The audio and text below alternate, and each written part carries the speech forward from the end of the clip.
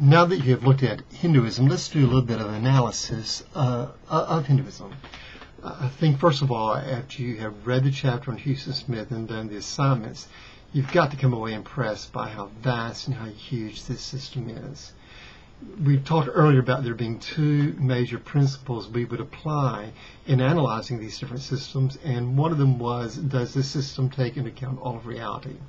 I think whatever else can be said about Hinduism, it definitely tries to take into account all of reality. Its core claim is that Brahman and Atman are one, that basically the Supreme Being and the human soul are one and the same, that there's a complete identification with those two. Now, there is some discrepancy in Hinduism. For example, some going through the yogic path of love is basically going to claim that there's a distinction between Brahman and Atman, that Brahman is a superior being that demands and deserves our love and devotion. Well, that's true, then you're going to have a problem with the first principle in logic, that is that of non-contradiction. You have two contradictory concepts or principles applying here. Overall, I would go, though, and think that Hinduism, the main part, has gone along the path of the Upanishads, which goes along that Brahman and Atman are one. So therefore, the soul within each person is identified the same as Brahman, the Supreme Being. Now that's going to raise some challenges to the Upanishad version of Hinduism. For example, there'll be first the ethical claim.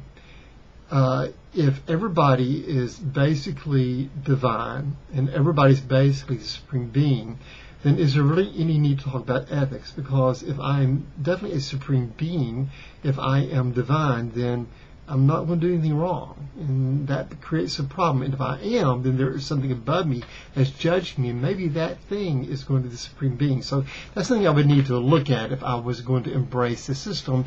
Can I really logically support right and wrong? And right and wrong, does ethics really matter in this system? For many, as we discuss Hinduism, ethics and morality are moot points, that Hinduism is really beyond ethics, beyond morality.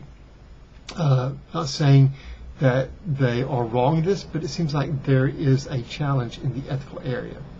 The next part is going to be the epistemological question, or the knowledge question. Basically, if I'm the Supreme Being and I have been distracted, or I live in a fog, or I've been deluded and think I'm not the divine being, then what does it say about my being a Supreme Being? Am I really the same as Atman, or Brahman and Atman completely identified? If I were the Supreme Being, if I am identified with Brahman, I would think maybe I would know it. I would not ever be deluded, but that might need to be looked at in more detail further if you're interested in the system. The last one is going to be moksha, which is going to be salvation or deliverance from the recurring wheel of reincarnation. Again, if I'm the Supreme Being, if Brahman and Atman are one, does that undermine the need even to be redeemed or to be saved from this recurring birth, death, reincarnation? Why would I need salvation or deliverance in the first place if I, Atman, am completely identified with Brahman? So you have a knowledge issue, you have a salvation issue, you have a moral issue. All these are three challenges, not necessarily defeaters. That's something that each person's got to determine for themselves. But these are three challenges that anybody embracing this system would need to address, especially if you're writing a 5-page paper on ultimate reality. Again, the strength of the system is how huge and how vast it is.